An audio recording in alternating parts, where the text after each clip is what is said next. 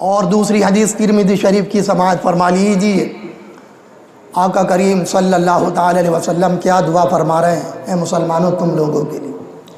آج تم اس محفل میں اس درسگاہ میں آئے ہو تو اس لیے کہ آج اہل بیت اطہار کا ذکر سننے کو ملے گا، آج حضور کے نواسے کی فضیلت ہمیں سننے کو ملے گی، آج حضور کے لخت جگر کا ذکر سننے کو ملے گا، آج اس ذات کا ذکر سننے کو ملے گا کہ جس ذات کے لیے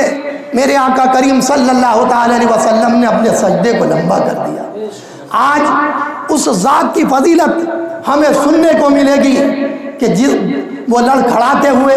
مسجد کے اندر آئے، حضور خطبہ ارشاد فرما رہے تھے، لڑکھڑاتے ہوئے اپنے نواسے کو دیکھا، حضور نے خطبے کو روک دیا، ممبر سے اتر آئے اور اپنے نواسے کو گود میں اٹھا لیا۔ اللہ اکبر۔ آج ان نواسوں کا ذکر ہم کرنے چلے ہیں کہ جن نواسوں کو جب پیاس لگا کرتی تھی تو آقا کریم صلی اللہ تعالی علیہ وسلم اپنی زبان مبارک ان کے منہ میں ڈال دیا کرتے تھے اور ارشاد فرمایا کرتے تھے، اے میرے نواسوں میری زبانوں کو چوس لو، تمہاری پیاس بھی بجھ جائے گی اور علم و حکمت بھی تمہارے سینے میں بھر جائے گا۔ اللہ۔ تو یہ علم حضور نبی کریم صلی اللہ تعالی علیہ وسلم کا عطا کردہ ہے، حضور نے اپنے نواسوں کی پرورش کی ہے۔ اور یاد رکھنا یہ قاعدہ قانون ہے کہ جب متقی پرہیزگار نیک لوگ اچھی طبیعت والے صاحب عقل صاحب علم کسی کی پرورش کرتے ہیں الا ماشاء اللہ، تو جس کی پرورش کی جاتی ہے وہ نکھر کر سونا بن جاتا ہے، بنتا یا نہیں؟ اسے ہر محاذ ہر طریقے کے بارے میں بتا دیا جاتا ہے اور اسے ایسے ایسے علم و ہنر دیے جاتے ہیں جو کسی کو بڑی مشکل سے حاصل ہوتے ہیں، یہ ہے نا دنیاوی طور پر عقلی طور پر۔ اب یہیں سے ہمیں یہ جواب مل گیا کہ حضور جن کو اپنی زبان منہ میں ڈالیں ان کے اور اپنے سینے سے لگائیں اور ان کے لیے دعائیں کریں، ان کی پرورش کریں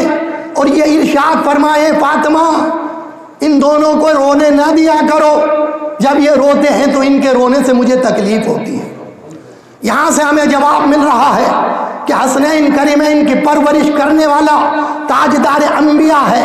وہ نبی ہے کہ جس کے ذریعے سے دنیا کو حکمت ملی ہے، سارے حکماء کو جو حکمت ملی ہے وہ اس سید المرسلین کے صدقے میں ملی ہے، اور ہم نے عقلی طور پر اور دنیاوی طور پر اور تجربے کے طور پر اور ہم نے دانشمندانہ طور پر اس بات کو جان لیا ہے کہ جب صاحب عقل متقی پرہیزگار عالم بعمل کسی کی پرورش کرتا ہے تو وہ نکھر کر سونا اور کندن بن جاتا ہے۔ اور جن ذاتوں کو حضور نبی کریم صلی اللہ تعالی علیہ وسلم نے سینچا ہو، پرورش کی ہو، خدا کی قسم وہ کون سا علم ہوگا جو مصطفیٰ نے اپنے نواسوں کو نہ دیا ہوگا؟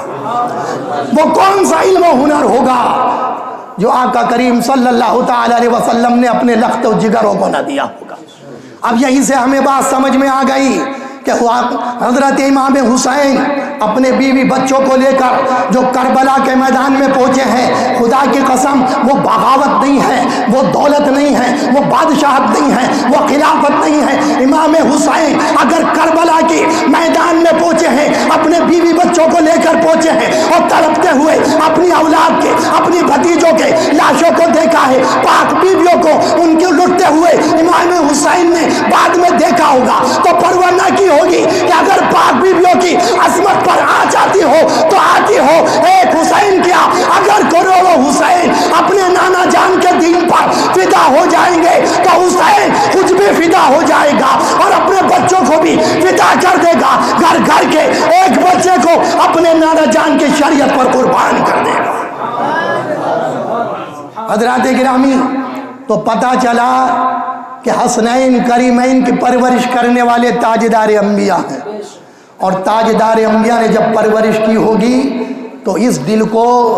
نور سے منور کر دیا ہوگا، اور جب نور سے منور کر دیا ہوگا تو امام حسین کے دل میں کوئی گناہ کا داغ نہیں آیا ہوگا، ان کے دل میں یہ بات نہیں آئی ہوگی کہ وہ ناحق کہیں پر خروج کریں اور نکل جائیں ایک ایسے میدان کی طرف کہ جہاں پر سینکڑوں لوگوں کو قتل کر دیا جائے اور ان کے بیوی بچے بھوک سے تڑپتے ہوئے شہید ہو جائیں؟ ہرگز ہرگز امام حسین ایسا نہیں کر سکتے۔ امام حسین نے جو قربانی دی اور جو کربلا کے میدان میں پہنچے، یہ خوب اچھی طرح سمجھ لو، کسی کے بہکاوے میں نہ آ جانا۔